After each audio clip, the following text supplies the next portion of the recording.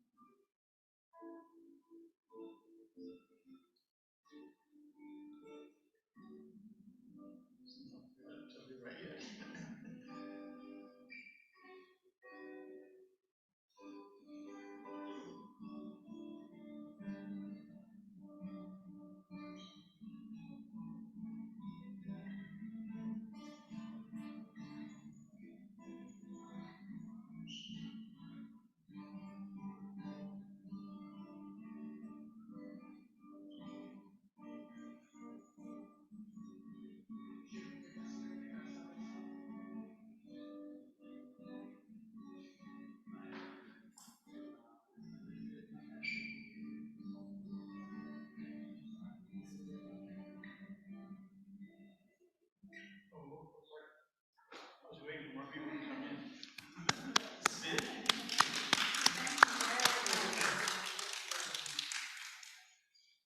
Thank you, John.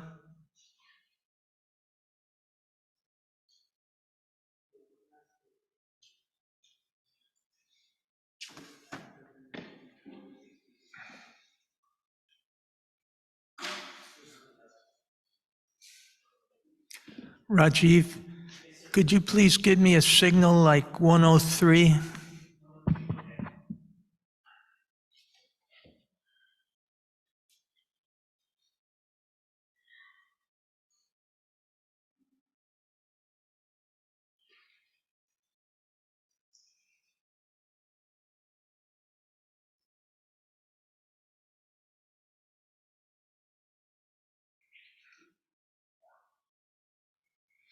We had more people marching with you than we're going to have in the room, but we have some Zoomers also and some people who are going to listen to the recording.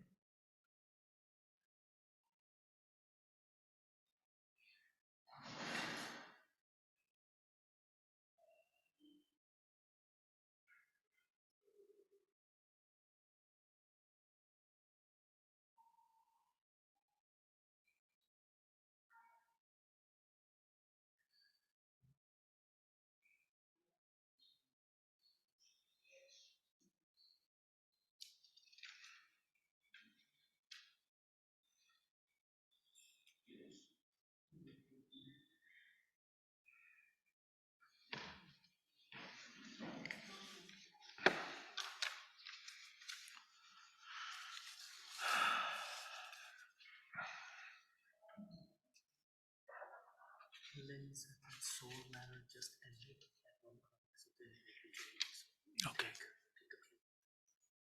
level 3, level 4. Yep. Okay.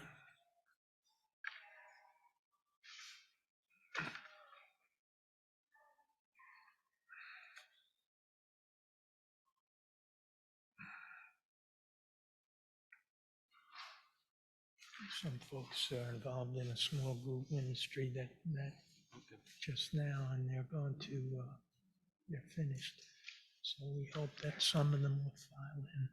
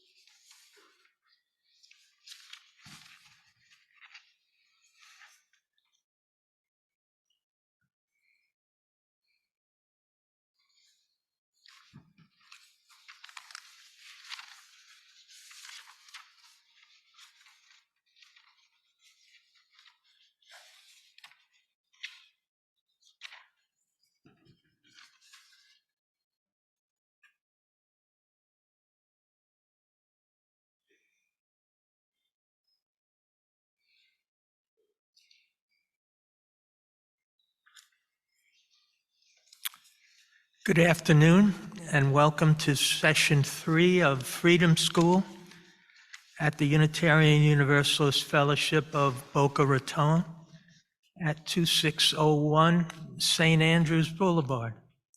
I'm Jim Smith of the Healing Justice Group, and this is our co-presenter, Pastor Ron Brown of the Ebenezer Missionary Baptist Church in Boca Raton. Today's topic is education and how people of color have been disadvantaged by our system. The program will be recorded and will be available on YouTube shortly. I will be doing an introduction, and then I will be asking Pastor Brown about local issues and how we can be allies supporting him and his congregation. Pastor Brown grew up and still lives in Fort Lauderdale. He has been a Baptist minister for 28 years and pastor for the last 5 at Ebenezer. He got his bachelor's degree at Hampton Institute in Virginia, his master's at Nova Southeastern University in Davie, Florida, and is working on his doctorate in theology at Knox Theological Seminary in Fort Lauderdale. He is married with 4 children and has a particular interest in education. Pastor Brown, thank you for being here. My pleasure, everyone. In the previous 2 sessions, we heard from community activist Colin on environmental racism and Kenya Madison on healthcare. Next week's final session will focus on housing with co-presenter Angela McDonald, the vice chair of the Boca Raton Housing Authority. I expect today's session to last a little bit more than an hour with no break. There are restrooms out and to the right, and light refreshments will be available after the program. There'll be a question and answer period at the end. This series was inspired by our interim minister, Reverend Kathy Tu Ricky, and is aimed mainly at informing our own congregants about structural racism. My presentation is based on the Pulitzer Prize-winning book, The 1619 Project, a collection of essays which shows how many of our current inequities trace back to the brutal, dehumanizing institution of slavery employed in America from 1619 until the end of the Civil War.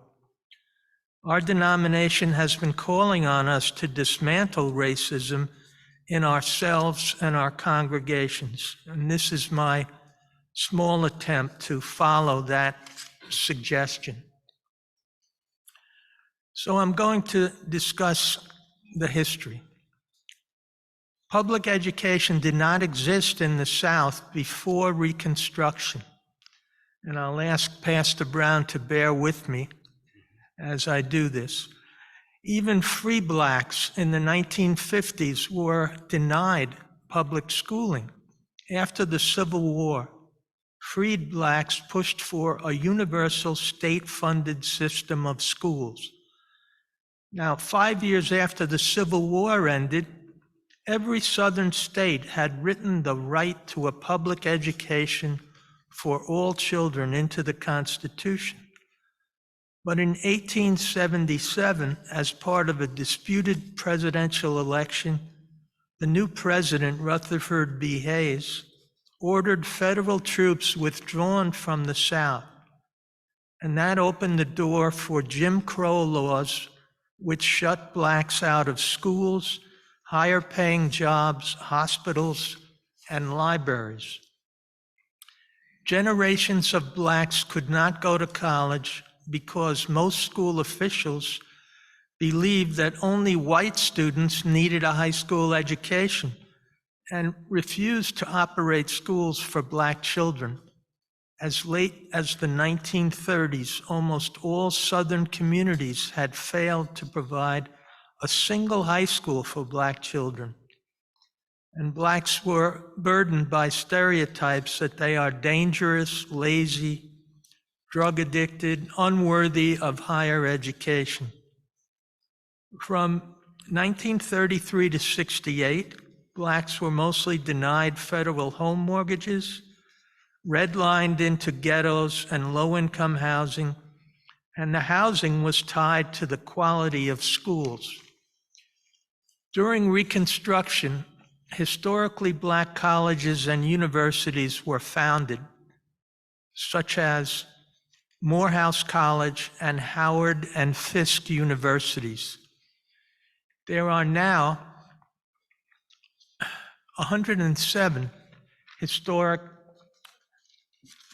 black universities and colleges serving 228,000 students, and nearly a quarter of them are non-black.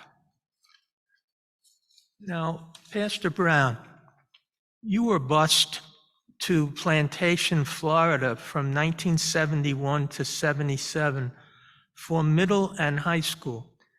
And you told me that Hampton Institute was founded in 1868 on the site of a former plantation powered by the free labor of enslaved African Americans. Can you please talk about the irony of that situation and the kidding you got from friends as you pursued your education? Yes, it's very interesting and ironic. When I first went off to college, I was the third one of my siblings to attend Hampton. It was so funny because when I went to college, I grew up here, South Florida, went to Plantation Middle School, went to Plantation High School, and when I went to college, I guess it really didn't sink in until some of the guys said, "You went to Plantation? You've been on the plantation all this time? And you've come back to the plantation?" Because that's what Hampton was. It was a plantation. And matter of fact, when I got there, they still had some slave barracks. They was using them now for storage, but that's what they were at that time, the metal rooms, just with metal dividers. On our campus is what's called the Emancipation Oak Tree, to where they actually freed the slaves up under this tree. Along the coastal line, which is the waterfront is what we call it, that's where they actually would have the slave auctions. They would come up to the waterfront with the ships, and because they would go up and down the coast, and they would have the slave auction there. But I will say this, being able to go to Hampton was a blessing. Being able to go to Plantation High School and middle school was a blessing, because it taught me to do what we are doing right here. I was the only, at my senior year, I was the only African American on the wrestling team. And thank God that I was good enough to get a scholarship to go to school and everything else. But I didn't really recognize that fact because we was all created equal. We treated each other equal. I would stay the night with them before a wrestling match, or they would stay the night with me before a wrestling match.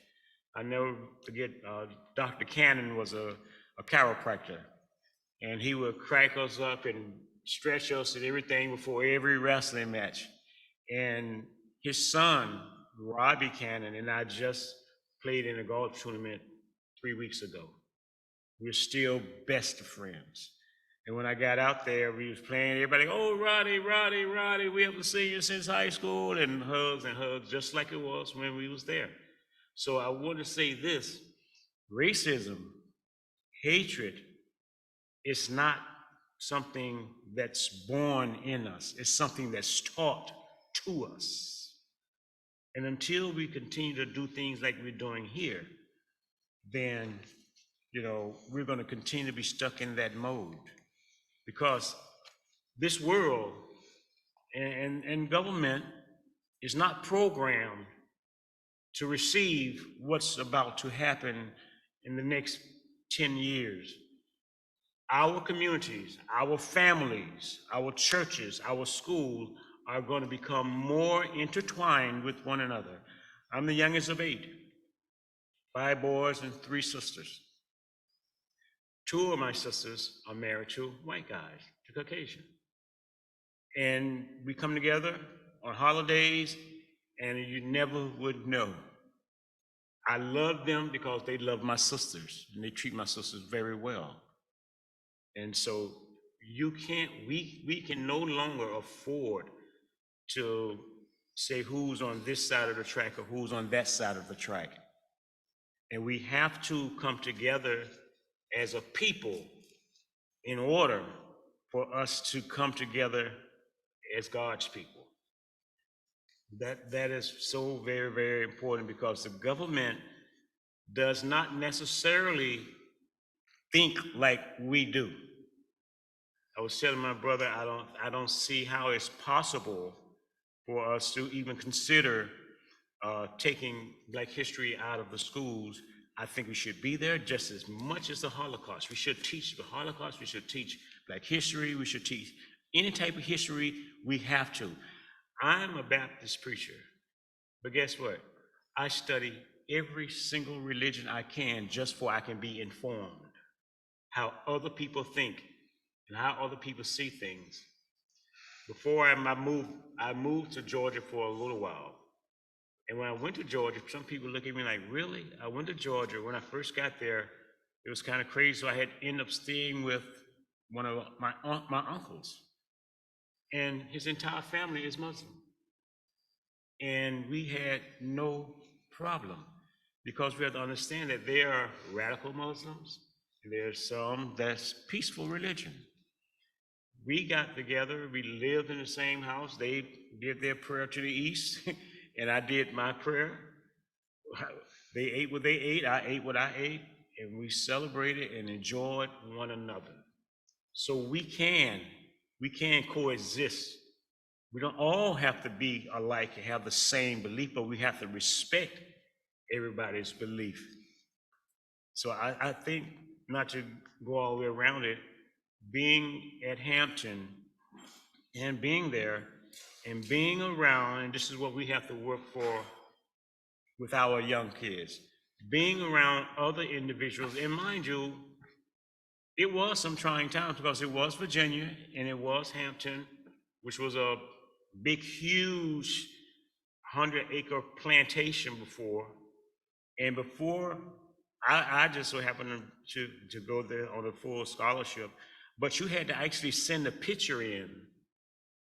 You had to send a picture, and if you was too dark, you might not have gotten in. Because the school was founded for the slave master's children originally. But it takes time. It takes time to evolve. Now, Hampton, once I go back there once in a while, it's still probably about 80% black, but there's a lot of white Caucasian members of Hampton student body now. So just like Hampton is being infiltrated, other schools are too. It has to go both ways on both sides. And I want to say this, if you go ahead. I want to say this, and I'm going to speed it up.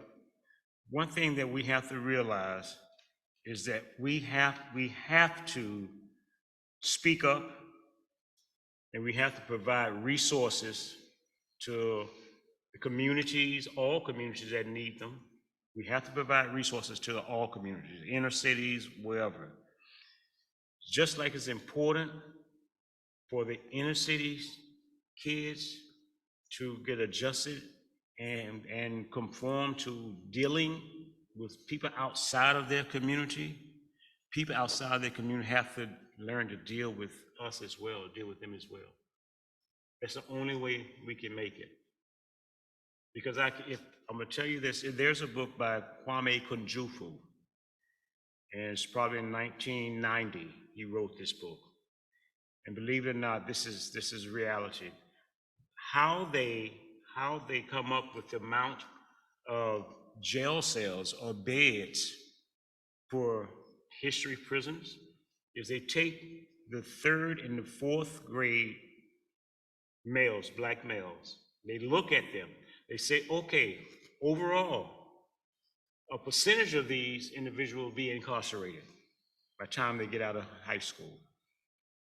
That's how they determine how many beds they must build and how many prisons they must build.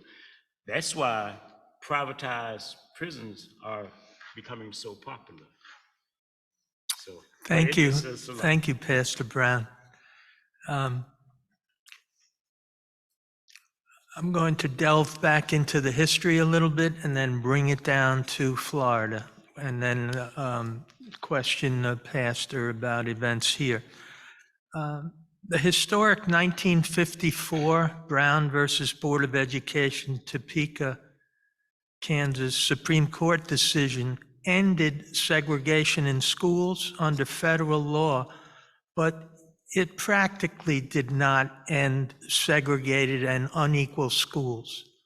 In the 1950s, blacks had to be escorted by federal marshals to integrate schools in the North and the South, and black students endured taunts, hazing, and physical violence. In the 1970s, white residents fiercely resisted busing around the country, and many moved to mostly white suburbs rather than send their kids to integrated schools. President Lyndon Johnson gave a commencement address at Howard University in 1965, a year after the Federal Civil Rights Act was passed, and noted that the unemployment for blacks at that time was double that of whites. And the situation hasn't improved that much. A racial caste system still exists in this country, even though it's been technically outlawed by legislation. Black children still remain as segregated from whites as they were in the early 70s. There has never been a time in American history when even half the blacks in this country have attended a majority white school.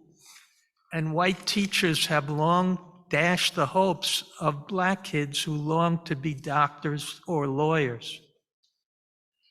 Now, during the Obama administration, there was the illusion of racial progress, but Donald Trump's appointees stacked the Supreme Court, and in July 2023, that court struck down affirmative action in U.S. colleges in a 6-3 decision. Inequality starts in grade school and is tied to residency and the tax base. And I'll also say that the American Medical Association long denied membership to blacks, as did law schools. And labor unions often denied membership to qualified blacks. Elite white kids are still being sent to private schools. A report by a nonprofit on whose board I serve, Erase Racism, showed that Long Island has more intensely segregated school districts now than it had a few years ago, partly because of white flight once blacks start to move into a neighborhood. And Florida has problems of its own. Now, in Florida, we have book banning in the name of parents' rights. We have the banning of discussion of sexuality and LGBT issues in schools, and restrictions on teaching race-related concepts. A proposed new law would affect teacher preparation classes and says that courses could not be, quote, based on theories that systemic racism, sexism, oppression, and privilege are inherent in the institutions of the United States. There's another pending bill that I read about this week in the Palm Beach Post that would allow patriotic organizations to make presentations in school during class hours and to recruit new members.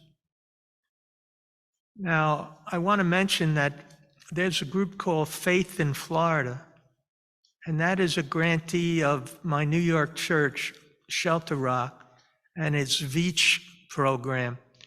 And they've put together a 11-chapter toolkit for churches suggesting books, articles, and documentaries discussing the Black experience in America.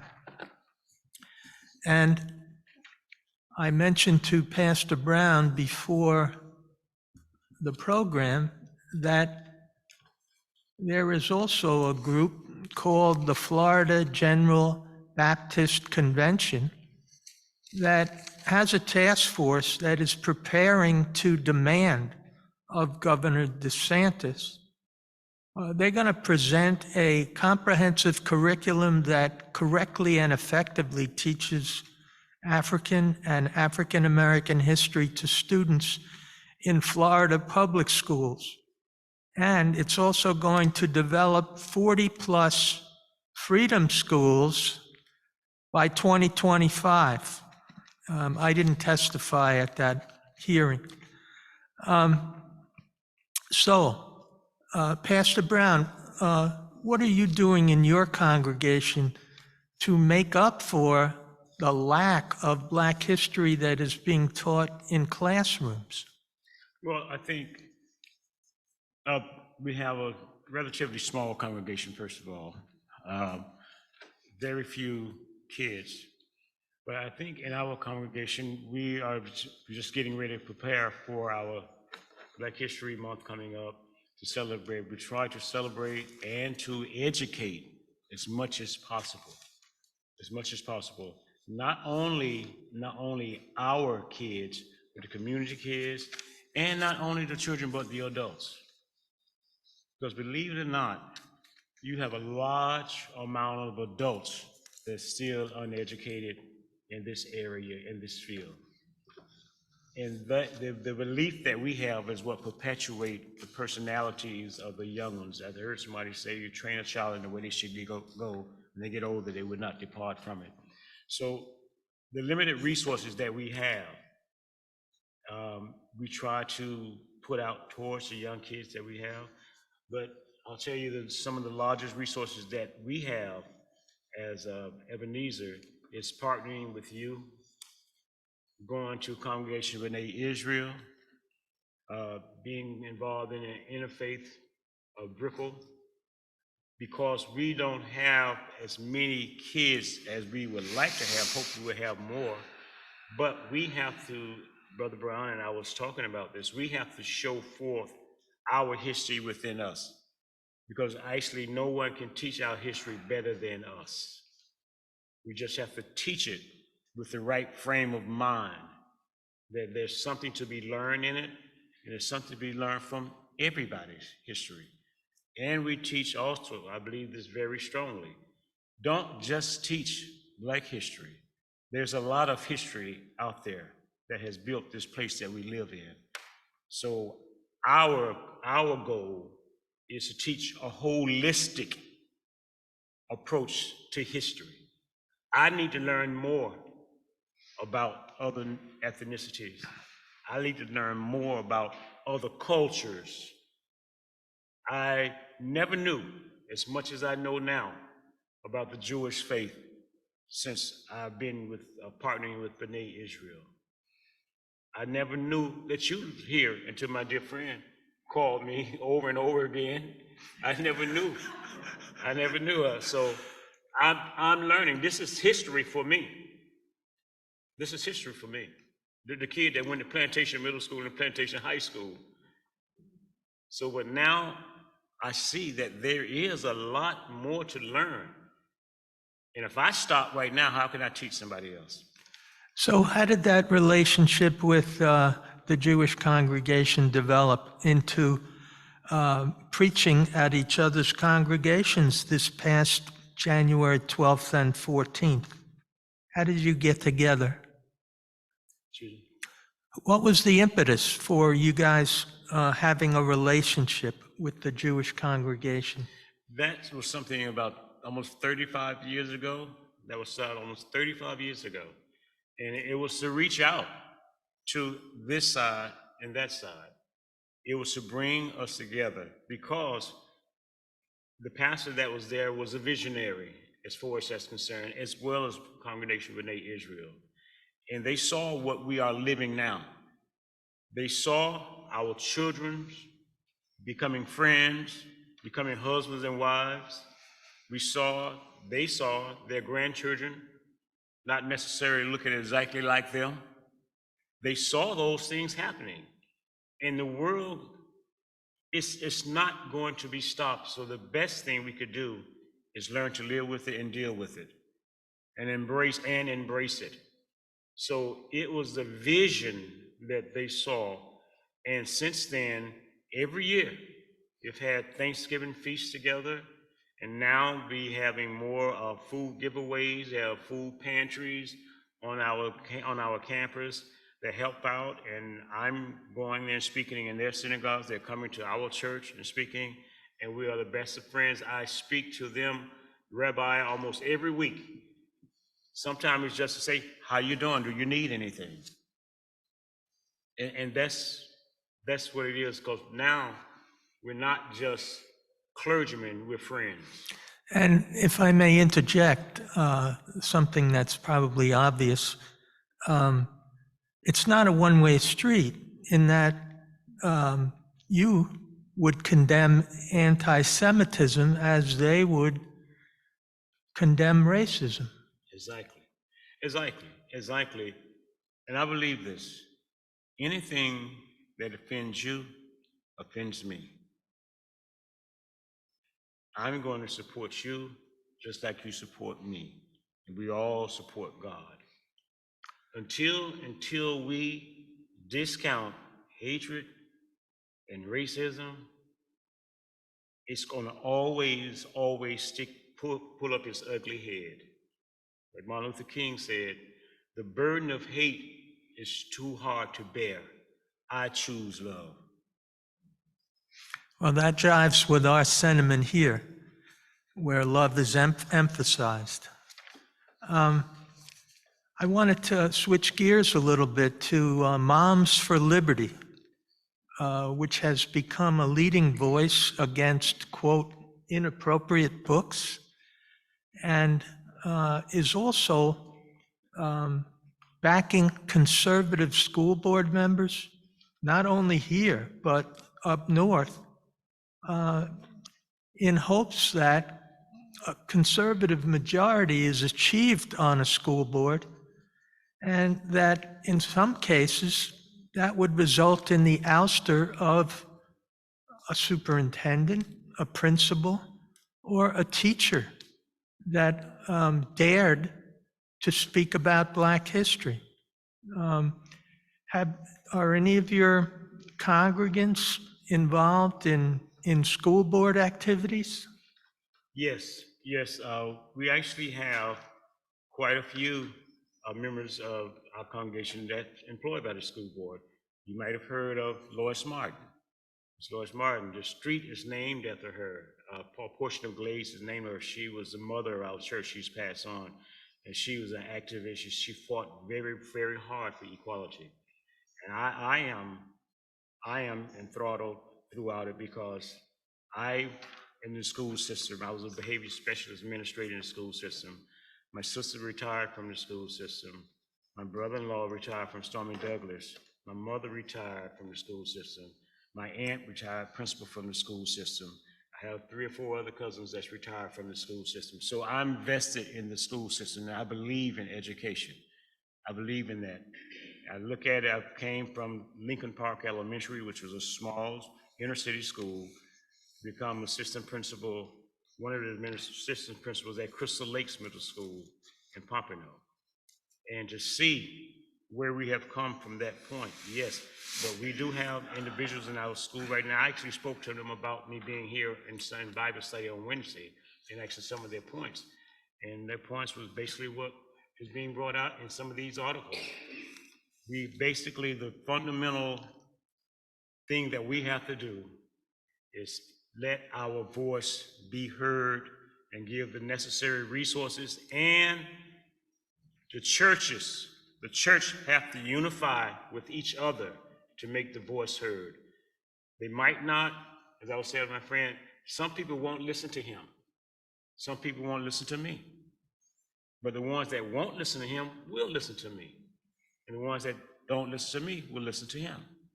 So we have to understand that it's a slippery slope, but the only way we can get there is by looking at it in its totality, from what we see or feel and from what you see or feel.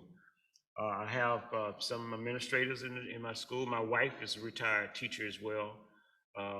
So yes, my mother-in-law is a retired teacher as well. So we have individuals in our school who want to make a difference, but sometimes you need help from outside to make that difference. So we have a voice, but we just have to speak to the person that's willing to listen. So there have been 2 recent developments on the book banning front. In one case, the Escambia County School District in Florida is being sued by Penguin Random House, 5 authors, 7 district parents, and a group called Pen America for banning 1,500 books.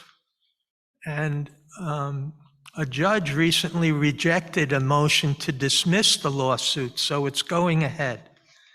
And that lawsuit claims that students are being limited in exposure to diverse viewpoints, and that the school district is violating the First and 14th Amendments.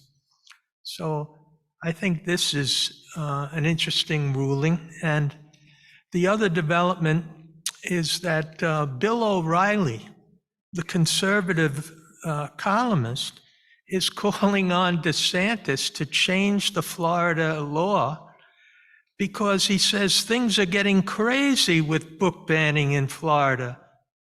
And he was particularly upset that 2 of his books, Killing Jesus, A History, and Killing Reagan, The Violent Assault That Changed a Presidency, both were pulled pending a review to see whether they run afoul of the new state law. And O'Reilly said the state has an obligation to protect children, but the wording of the law was far too nebulous in Tallahassee. So, Moms for Liberty, take that. And so could you comment on how blacks are limited by this new law? And, I hope that you will refer them to the Faith in Florida folks to get the books that they should be reading about their own history. Yes, I think when I mentioned the word resources, and when you look at it, if you and getting involved, that's the largest thing we could possibly do, because when you go to the school board meetings, yes, you will see some African Americans sitting in there, but you won't see, and I'm going to say this, and I'm not happy to say it, you won't see enough fighting for your own history and your own rights. And if you don't fight enough for your own history and right, who do you expect to fight for you? And I'm just being real with you. I'm very, very comfortable right here because I'm used to being the elephant in the room now. I'm used to being the elephant in the room. I go to my Brookville meetings and I'm the only African American in there. I go to a lot of meetings. I'm the only African American in there. So I'm used to that now. But just because I am the only African American in there does not mean I have to stifle myself. I'm proud of who I am. And the way we do that is to get involved and hold the individuals that look like me accountable for what they're supposed to do. I don't believe racism is something that's inherited. It's something that's learned. And believe me, I say this, I'll pass it back. 90%, I will say now, 80% of racist people might not really realize that they're racist. They just grew up around it so long till it became a part of them. They might not even recognize that they're racist. And the same with us. Some of us might walk on the other side of the street when we see you coming. So a lot of us don't recognize it, but until the answer to that is we all have to get involved on whatever level we are, because that's what happened with Dr. King. People don't want to recognize and realize, but it's more Jewish people walking with him than it was African American, actually. It was just as many Jewish people and white people going to jail with him as it was African Americans. So we have to set that race apart and start working for one another. If I don't speak up and you're there, you need to speak up because you know it's what's right. And I'd like to mention that I fit Pastor Brown's profile of somebody who didn't know he was a racist. I came out of an all-white Catholic boys' prep with no black students. I had no black students my first 2 years of college and only a couple after that. I went in the Army and went to Vietnam and was exposed to uneducated, young, militant blacks who would have ritualistic handshakes in front of my nose. I was assaulted by a gang of blacks. When I came back to my job as a sports reporter at Newsday, I was taken aside by the editor who said, "Jim, how come all your black basketball players seem to be naturally gifted and your white players seem to be scrappy, hardworking, self-made individuals?" He said, "This is something that's repeating itself in your work." So it was unconscious racism on my part. And he gave me an assignment to do a series on the Negro Leagues and how blacks were disadvantaged and denied ability to play in the major leagues. And it was really an eye-opener for me. And I put his memo with a penknife in a board next to my desk, and I never forgot it. I want to mention that in this state, Governor DeSantis overhauled the board at New College, and he appointed 6 new conservative trustees who then canceled diversity initiatives and denied tenure to several principals who didn't go with the flow. And a survey of 4,200 Florida teachers said that 2/3 would not recommend their state as a desirable place for academic work, while 1/3 of those said that they were planned to interview jobs in other states in the coming year. It's amazing that teachers are under such a tight rope right now. And of course, Moms for Liberty is happy because they're stressing parental rights. But, you know, what's it like, Pastor, operating in a climate where you know that the government is pulling the strings in schools?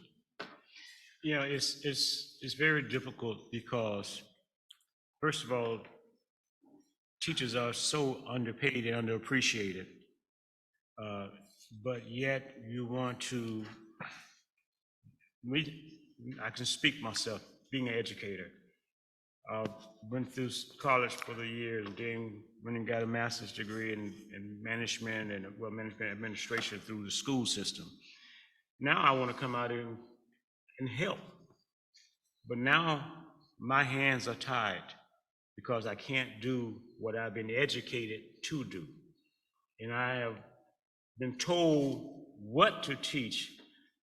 But when you go to school to become a teacher, you're not told to be a racist. You're not told to teach this certain, you teach what is in front of you. And that is your history. That's what you have. That's what you have. And if you take away your history, you're doomed to repeat it. So we have to teach what we have to teach because it's reality. Now the problem it is when the government wants to, and this is the problem. Every time you get a new governor or someone, they come in, they want to give you a new curriculum. It's just like being a pastor in a church. I tell my congregation all the time, it takes 5 years for a pastor to put his program in place. Now, if you get rid of me in 3 years, you got another pastor to come in. It's going to take him 5 years. You get rid of him in 3 years. Nothing is being done. You just keep starting over and starting over and starting over again. We have to have some type of consistency in our schools because it might work for the government, but it's not working for our children. And let me just say this on that note. I have a good friend of mine that worked for Secret Service in DC or whatever. I grew up right down the street from me, Shelton. His name is Shelton. He says, Ron, you'll be amazed with these guys in the politics in government. I said, what do you mean? He said, on television, they act like they hate each other. But once they come off the camera, they all going out to lunch together, they all playing golf together. He says their job is to keep us divided. That's their job, to keep us divided, because if they don't keep us divided, they don't have a job. So they have to put on their front to where they don't agree about nothing, so the elephant and the donkey can remain enemies. But they're friends because they're being successful at what they want to do. But our children are the ones that's missing out. So at one of his campaign events, Governor DeSantis said, the left is hijacking education. And he railed against what he called indoctrination in public schools and universities. And he said, what is happening is the left is hijacking other institutions in society to try to impose their agenda on the American people. And he signed major bills this year to create and expand private school scholarships and make private school vouchers available. And he said if he was elected president, he would make private school vouchers available nationwide. So if that happens in Florida, now that he has to scale back his thoughts, having left the race, wouldn't that further segregate blacks in school districts that were unable to afford Yes. to use those vouchers? Yes, it would, definitely. I'm living it again. Again, school board runs through my vein. My wife and I have our daughter is assistant principal. Now she's been assistant principal about this is her second year in an inner city school. And because of the vouchers that are afforded to some people, they have lost a lot of financial backing in that city. They don't have the equipment, they don't have the books, they don't have the minor things that other schools have. And for the fact that they don't have the funding, then they can't expose their children to the things that necessarily need to be exposed to. For something as simple as when I was in Crystal, I was at Crystal Lakes or I was at Margate Middle teaching there. Something simple as golf carts. And you all know that every school have golf carts. You pick up the kids or the custodians or the administrators. They had to have a fundraiser to try to raise enough money to get a golf cart. Because the school board say, no, you don't have enough money. How can the school board say no to you? You don't have enough money for a golf cart when Western has 8 golf carts. Park, I mean, how is that possible? So we have to look at it, and just because you have vouchers, that does not mean that you qualify for the vouchers. That does not mean, you can say, well, the vouchers are available. Yes, but we applied for the vouchers, we didn't get it. Or it's so far out to where we don't have the transportation to get there. So it's just a dangerous web that we're weaving. And the thing of it is, and most of the people who are weaving these webs, guess what? Their kids go to private schools. Their kids not experiencing what they are putting our children through. Right. So the last area I want to discuss on my side is student loans. And then I want to get into how can we be allies and questions. In June of 2023, the Supreme Court rejected President Biden's plan to forgive 40 million student loan borrowers who had sought $10,000 to $20,000 in relief. So the Biden administration adopted another tack with Education Department forgiving loans. And in October, 125,000 borrowers saw $9 billion in forgiveness, and many of them had debt immediately canceled if they took out $12,000 or less in loans and were in a repayment plan. So from what I've read, the biggest beneficiaries would be community college students, many of whom are black and brown. And of course, Republicans have challenged Biden's plans at every turn, but the administration is working on further relief. How do you feel about student loans and whether they disproportionately affect your community? I think student loans is another trap that we have to be very cautious about. Because if we have an individual that's blessed to go to school, that's blessed to go to college, to make a new life for them, then you get into college and you graduate. Now you're in bondage because you have to pay back the student loan and you're not making that much. Another story, I'm blessed again. My son he's getting his doctor's degree at the University of Houston right now. And thank God he's not going to have a student loan because he's much smarter than his dad. So he has a scholarship for that. But, you know, I look at some of his classmates and he say, Dad, I got to keep up my grades. I say, what do you mean? He say, because if I don't keep up my grades, I lose my scholarship. I'm going to have to pay all this money back like my roommate has to do. His roommate is going to come out with $100-some thousand worth of money that he has to pay back. Where is he going to get that from? And what happens is when it gets to the point in the African American community, when you exact them so much with this student loan, a lot of them drop out.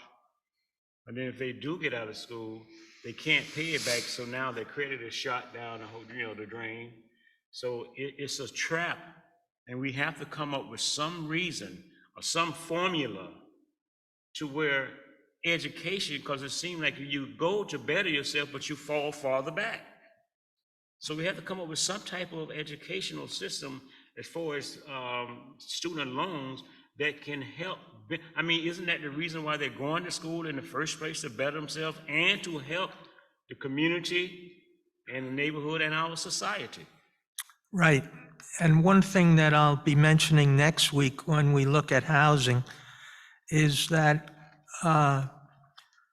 the wealth of the average black person in this country is 1/18 of that of white folks.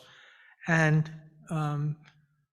the proportion of blacks who own homes is much smaller. So in most cases, they do not have inherited wealth to pass down to the next generation. And just from my own standpoint, at one point I bet my son that I would pay off his student loans if he got a higher average than I in college each semester. And mine was a 3.6. So darn if he doesn't graduate with a 3.88 and I'm on the hook for $57,000. But what did my wife do? We refinanced our home into a larger, longer mortgage and, wrapped it in. And so we didn't feel any pain. But those are the kinds of things that most black folks are not able to do. And therefore, it's servitude. Something I want to say quickly about that, because you mentioned earlier about the HBCUs, the historical black college universities. That's great. That's wonderful. And they are on the rise, but this is also on the rise. A large percent of these HBCUs that are not credited.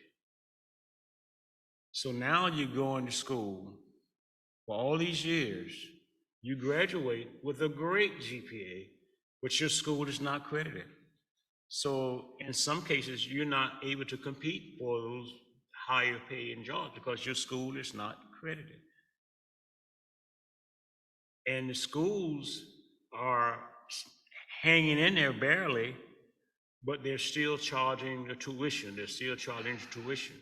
And you still have to pay those tuitions back. So it's becoming a vicious cycle.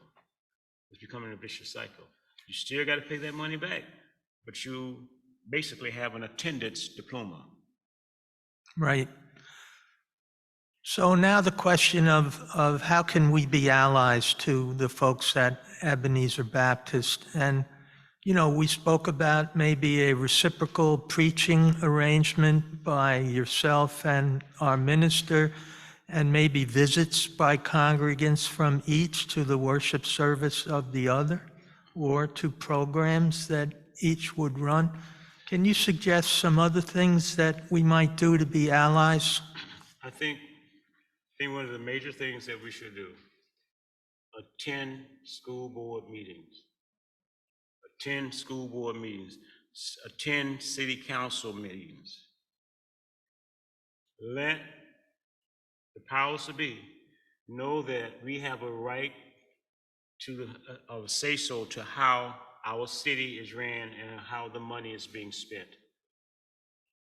Because guess what? They plan on us not coming to the school board meetings. They depend on us not showing up and having a voice. As I said, I could go to a meeting and say something, they might not listen. But if you say something and it's the same thing that I'm saying, then guess what? They're gonna listen. And that's what we have to do, join forces.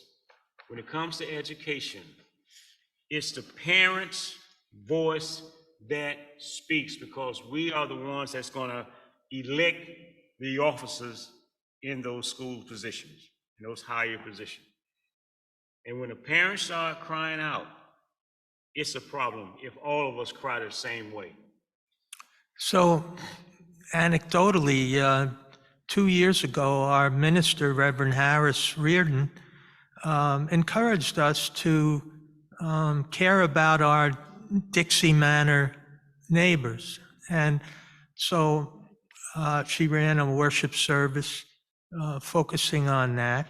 And I decided that I would start monitoring the Housing Authority board meetings. And in that time, I asked one question at like 20 meetings. And the one question was, Dixie Manor did not make the cut for funding. However, it was up to them and the lawyers of the developer to find flaws in the applications ahead of them on the list that were funded in order to move up on the list. And I said, my question was, who installed this system where the onus is on the developer and the tenants that are seeking to have a better property to have the proposals of their competitors thrown out. And I was told that's just the way it is here in Florida. And I was like aghast. But, you know, they saw a white face on the Zoom, and that was really my purpose, to be an ally. So is there anything else that you'd like to add on before we go to questions about being an ally? No, I just think that what we have to realize and understand is that the government, our city councils, they have a 10-year or better plan that has been in effect for maybe 4 or 5 years ago. They have and they're very patient.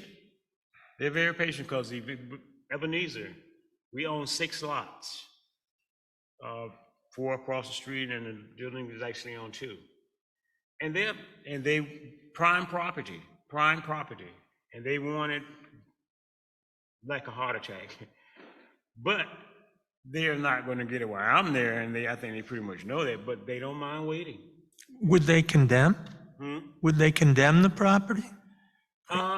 The build on the property, everything, you know, for instance, I'll put it like this. You have a brand new furniture store right around the corner from the church. Now you have Dixie Manor and Lincoln Court, which is very, very low property. In this furniture store, you can't get a sofa for less than $3,000. Oh, City Mattress? Yeah, so now they don't mind waiting. They're just going to build now and wait to buy everybody else out, and we'll be all set. Well, what, do they have a housing plan?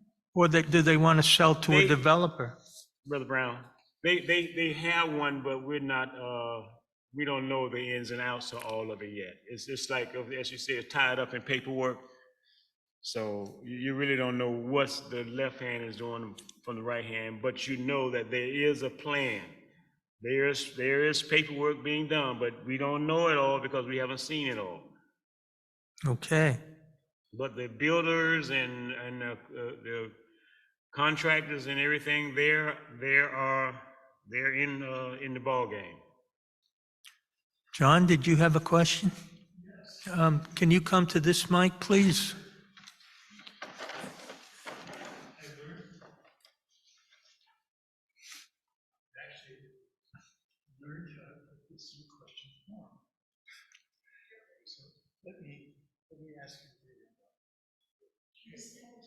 Sorry, how's that? Much better for the microphone. Okay. So, Reverend Brown, wouldn't you agree, or would you tell me, answer this question, what good does it do beyond merely feeling good that we're allies? What could we do? What good? I want to say be allies? beyond merely feeling that we're allies and getting informed, or maybe hearing repeat information that I would suspect a lot of the people here already know. You know, what difference does it make if you don't have a specific plan of action? I mean, it's great to have goals. It's great to say, go to school board meetings. But if you go to a school board meeting, even if, let's say, a dozen of us, or 2 dozen, or 3 dozen, the more people that we believe go to school board meetings, immediately the people who don't want that change will simply overwhelm us with their own attendances.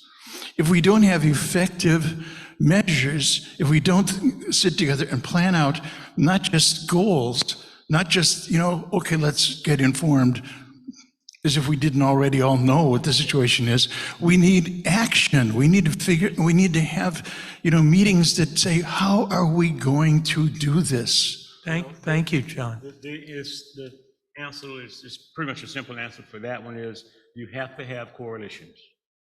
You have to have coalitions. You have to have communications that's going to be effective. We cannot allow to meet just to be meeting anymore. You have to meet with a purpose. You have to meet with a purpose. You have to have a foundation as far as where you're going, goals that you want to obtain, and that's what we have to do. Because if we're just going to meet just to be meeting, then we're not going to get anything done. We need to meet and have representatives that will go and speak on our behalf. Because we can have the desire all we want to, but if we don't have a coalition, a group core to really go out and support, and communication, we're in a technological age right now. It's easy to communicate with one another. We can text, we can call, we can email, we can do all this stuff, but we have to be proactive. We have to be proactive, and we have to, as they said, we don't want to leave anybody behind. So if your schools are not functioning at a level, because that's how they do it, they grade the schools and everything else. You got an A, B, or C, or whatever school. And if you're not in the top higher epsilon, you don't get funded. So we have to support everybody, but we have to have a united coalition. Rick? Okay, Pastor Brown, first of all, thank you for being here. And second of all, I am visually impaired, but I get out and I use Uber and Lyft a lot. And I speak to a lot of different folks when I get out to different meetings and things like that. What I'm finding with the African American community and it's really scaring me, is that they're talking about not voting at all. And if we don't have these folks on our side, then we're going to lose the vote that we really need. And I don't think we want the alternative of that. I agree with you. Go to town meetings, go to school board meetings, and all that. And I'm going to do that a little bit more. I haven't done that enough, so I'm going to do that a little bit more. I'm going to go to, Dixie Manor meetings and all that. But that's my fear. That's my real big fear, is that your folks, they're not getting out. They're not organizing Yes. really well. Yes. Thank you, Rick. My name is John Brown, and I like to sort of try to answer the question about going to the meetings and feeling good, but no action. And basically, the reason is no action is one of the things that the pastor has said. The system wears you down. So it's a group of people get together with an issue. The system sort of like, okay, we'll listen, we're going to go along with it. And then they put obstacles here or obstacles there, and something is almost like this Donald Trump thing. Why is it taking so long for him to go to jail or pay a fine? When you got an issue and you go before city council, they just weigh you down, weigh you down. Well, just what I'm saying, that group of people over time get discouraged. It took us about 3 years to get speed bumps over there in Lincoln Court. And when we first started talking to city council about it, oh, that's no problem. We putting speed bumps everywhere. But then, oh, you have to go this. You have to find every resident and get them to sign the paper. You're knocking on doors, you're doing this. So the answer to your question is people get wore down. That's not the answer to the question. That's what I'm saying the question is about. How do we get past that? How do we move forward from that? Because that's where we're at. The way you get by it, if that core group of people can actually get something done and motivated by strong leaders. And let's listen. And what Brother Brown is saying is true. But guess what? If 4 or 5 of us, the same people, always show up and we're not getting things done, they hear us, but they're not getting things done. Maybe you need to come with me next time. Say maybe more people need to come with me next time, because they're not listening to us. They're listening. Watch this. They're listening to it, but they're not hearing us. They're listening, but they're not hearing what we're saying. So we have to make sure that they're not going to give up, and we can't give up either. That's certainly one step. Reverend Kathy? So I want to suggest that whoever has the mic, except for these gentlemen here, whoever has the mic, this is not intended to be a back and forth at this point, okay? So let's listen when we're speaking and take turns. I wanted to suggest we are a member of Peace, which is a community organizer. So is that a model that might work, community organizing around education? And what the school board, I'm sorry, I'm kind of in temporary here, so what is the school board? Is it the county? Does it cover the county? Okay, all right, so if we're looking at Palm Beach County School Board. Yeah, I'm in Broward County. Okay, you need help there too. But here in Broward, yeah, but Palm Beach County, yes. All right, so is there a possibility of creating a community organizing group around education in Palm Beach County? Oh, of course, of course, of course. And I do want to just, well, since you mentioned it, I want to my brother, that is voting is always an issue. Voting is always an issue, and you are so exactly right, because if you don't vote, you get disenfranchised.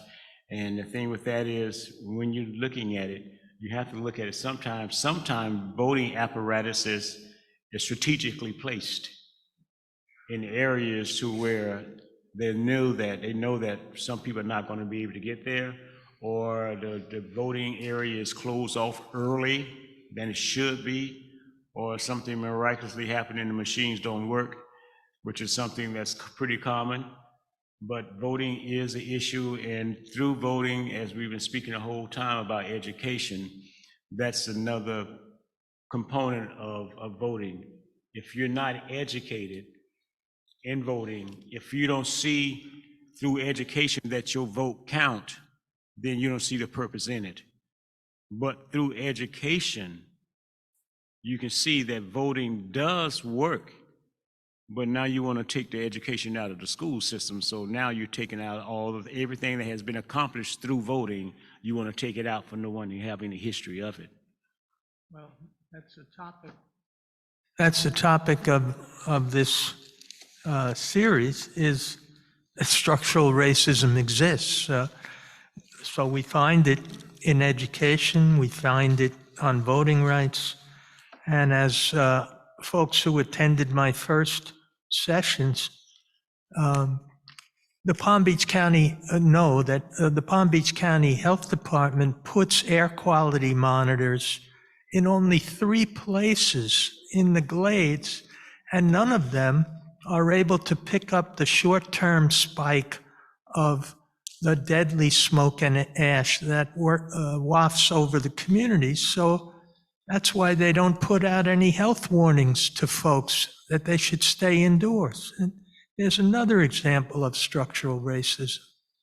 So as Reverend Kathy and I were discussing the other day, it's all part of intersectionality, that one form of oppression and discrimination ties in with others, whether it be on a sexual basis, or color, or occupation, or the car you drive. Any other questions from this group? And Lynn, do you have any there? All right, well, at this point, I'm going to thank Pastor Brown for his participation, and I hope that this is My pleasure, and hopefully this won't be the last time. I'm sure it won't be the last time. And I think we could get together and communicate, which is the genesis of this project, communicating and letting each other know what the needs of our future is, because I believe that we are educating future historians. We are educating future historians, so we have to make sure that they know their history, for it won't repeat itself. Thank you very much, sir.